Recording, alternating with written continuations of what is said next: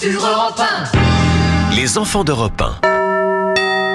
Et ce matin, Dimitri Pavlenko avec les enfants d'Europe 1, retour sur un drame à jamais gravé dans la mémoire du sport français. Et oui, 5 mai 1992, une tribune s'effondre dans le stade de football de Furiani encore. Cette tribune tombe avant un match de Coupe de France de foot entre Bastia et Marseille lors d'Autriche. Oui, les spectateurs sont dans le stade comble. Une tribune supplémentaire métallique a été installée spécialement dans laquelle 10 000 personnes battent des pieds à l'unisson. La tribune se met à vibrer puis s'effondre. La tribune supplémentaire s'effondre comme un château de cartes, entraînant dans un affreux plongeon des centaines de spectateurs. Il y a des cris, un brouhaha, des centaines de personnes sont écrasées par la structure métallique de la tribune. La catastrophe fera 19 morts et près de 2400 blessés. Quelques minutes plus tard, un témoin raconte sur Europe 1. La tribune a lâché d'un coup. Vous avez ressenti quelque chose avant ? Non, pas du tout. Ça a lâché d'un coup, net. Vous êtes tombé de très haut ? 20 mètres plus bas.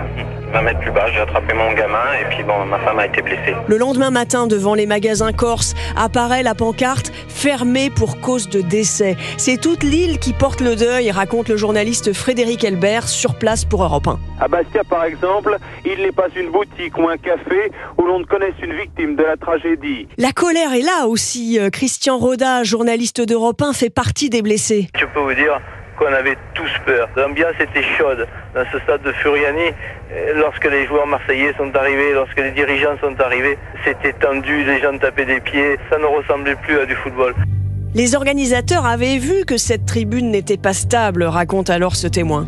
Après, ils ont commencé à nous dire ne tapez pas. Ils ont senti quelque chose. Ils nous ont dit qu'il fallait pas qu'on tape sous les sièges parce que ça faisait reculer les tribunes. C'est qu'ils voyaient quelque chose qui allait pas. La page la plus noire du football français marque aussi les joueurs, évidemment, dit le lendemain Jean-Pierre Papin de l'Olympique de Marseille. Les joueurs de Bastia ont aidé les blessés, les joueurs de l'OM ont aidé les blessés. Tout le monde a essayé de tenir les perfusions, à donner le maximum.